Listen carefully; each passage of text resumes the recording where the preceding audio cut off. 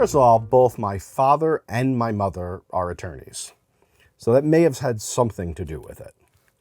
But I will tell you that there's a different answer, which is I remember something in high school, actually, I was reading about in Rome. They had people who knew the law and therefore had greater place in society.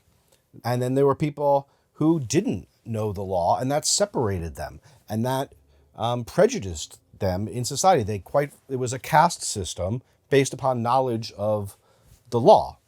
So I found that very interesting, and I found that it really turned out to be true to a certain extent, that even knowing what your rights are, knowing what the law is, they say knowledge is power. Knowing, what is possible, knowing what's not possible, really is very empowering. And it's nice to be able to help people and impart that knowledge and experience with other people.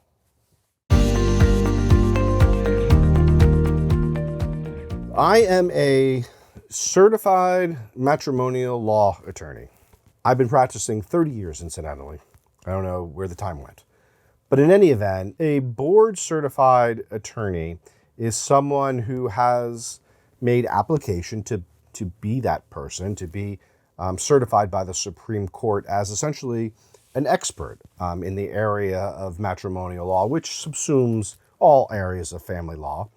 And what you need to be qualified are a number of things. You need recommendations of colleagues.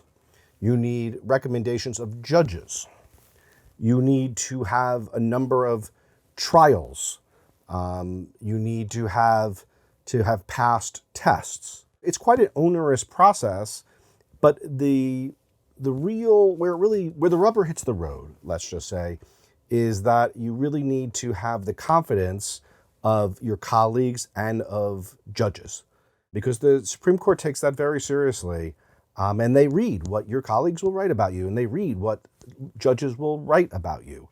And then, of course, there's just the experience, which is invaluable. You can't try a case until you've tried a case. You have to have experience. You have to know what you're doing. There's nothing like experience.